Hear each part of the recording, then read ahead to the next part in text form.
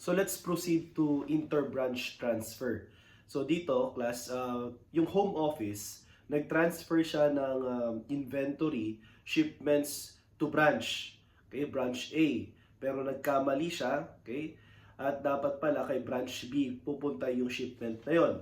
So instead na ibalik ni branch A kay home office yung shipment, okay? Uutusan na lang or re-require na lang ni home office, si branch A, na i-transfer kay branch B.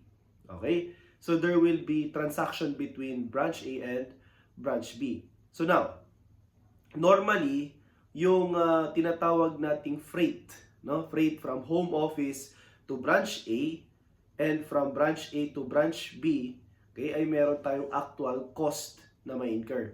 At depende kung yung freight ay iso-shoulder ba nung receiver o kaya naman nung shipper. Okay? So, to illustrate the concept, let us solve problem letter C. Ash Company maintains branches that market the products it produces, merchandise billed to the branch at cost. Okay?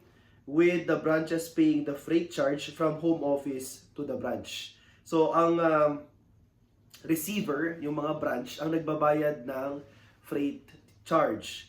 So now, on April 27, Macy branch ships a portion of its merchandise to Rob branch upon authorization by the home office. Originally, Macy branch had been billed for this merchandise at 25,000 pesos and paid freight charge of 3,125 on shipments from home office. So, we have here home office book papunta kay Macy branch, and then you have here Rob branch. So you have here branch 1 and you have here branch 2. Okay? So initially, nag-entry si Macy branch ng debit shipments from home office amounting to 25,000 and credit home office current account of 25,000. No? Syempre, ide-debit din niya yung freight in amounting to 3,125 kasi ito yung ibinayad niya nung na-receive niya yung shipment. So, credit cash amounting to 3,125. However, okay, ang sabi dito, on April 27, di ba? Macy branch ships a portion of its merchandise to Rob branch. So, ita-transfer niya ngayon. So, Macy branch, upon receiving the merchandise, pays freight of, Rob branch, no? Upon receiving the merchandise, pays freight of 1,875 on the shipment from Macy branch. So, itong 25 na ito, ililipat niya kay Rob. Okay? So, syempre, kung ikaw naman si branch 1, si Macy, hindi pala sa akin yung shipment na yan, so tatanggalin ko yung shipments from home office na dinebit ko, i-credit ko ngayon 25,000. So, para matanggal to. Okay? Next, aside from that, yung freight in na dinebit ko, tatanggalin ko rin yan. I-credit ko rin yung freight in, amounting to 3,125. Okay? Ngayon, sino bang magbabayad nung freight mula kay Macy papunta kay Rob branch amounting to 1,875? Kasi itong home office to branch 1 Macy, we have 3,125 binayaran ng receiver. So this time, ganun din. Ang mag-shoulder ng freight ay si receiver Rob, kaya siyang magkikredit ng cash, okay, amounting to 1,875. Eh sir, may kulang dito yung debit, di ba? So natanggal na niya yung shipments from home office, natanggal na niya yung freight in, so magde-debit na siya ng HOKU. Okay, yung home office current na 28,125. Eh sir, ba't 25 lang ito? Bakit naging 28 yun? Siyempre, hindi mo naman mare-reimburse yung ibinayad mo dun sa courier, yung nag-deliver, no? Siyempre, iso-shoulder mo na as the home office kasi ikaw yung nagkamali. So, babawasan ngayon yung HOKU dun sa investment mo kay Macy branch. Ngayon, pagdating naman kay Rob, siya pala ang dapat tumanggap ng shipment. So, i-debit mo ngayon ang shipments from home office amounting to 25,000. Okay? At siya ang may karapatang mag-debit ng freight in. Lalagyan ko to ng S at ilagay natin dito yung should be freight in.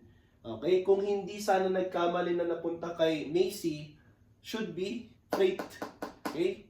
Kung magkano dapat, kung dumiretso papunta kay Rob yung inventory. Okay? So dito, sabi sa problem, if the shipment had been made from home office directly to Rob branch, the freight cost to Rob would have been 4,000. So yung freight in natin na should be ay 4,000. Pero yung actual, okay, freight in natin, ito yun, total po ng 1,875 and 3,125. Okay? So your actual freight cost or AFC is equivalent to 5,000. Kaya dito pa lang, meron tayong excess freight. Okay, sobra. Amounting to 1,000. Additional cost yan. So dito, credit cash, 1,875.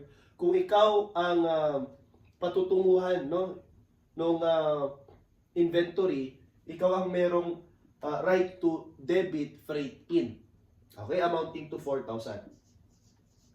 Ayan. So ngayon, syempre may kulang dito sa entry nito. We have here the home office current account.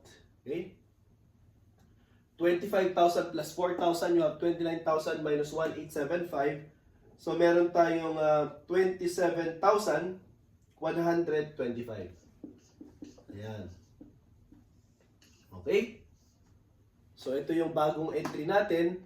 Transfer of inventory from branch 1 to branch 2. However, okay, etong home office current na ito, may corresponding adjustment naman dito sa, okay, o triangle tayo, no, adjustment sa libro ni home office. Ibig sabihin, yung adjustment na yan, okay, kailangan niyang i-debit yung branch current which is reciprocal ng home office current ni Rob. So branch current account Rob equivalent to, okay, 27,125, and of course i-credit naman niya ang branch current ni Macy which is equivalent to 28,125. Kaya po meron tayong i-debit na excess freight, okay, amounting to 1,000. So, ganyan, no? This will be your adjustment, okay, sa libro naman ng home office. Okay? So, to answer, how much is the excess freight cost to be credited in the book of the home office? 0 po ang sagot natin, no? Ang trick question dito, okay, ay yung credited na word, no? Yung trick dyan. Kasi dapat debited. Yan. Kahit hindi mo entryhan, malalaman mo na debited yan kasi dito pa lang. Okay? Your actual is more than your should be. So, dapat debit yan. Excess. Okay? Kung pinalitan yan ng debited, letter B sana ang isasagot natin, 1,000. But for this item, letter A is the correct answer. Number 2, how much is Rob branch current in the book of home office? So, Rob, in the book of home office, 27,125, letter C.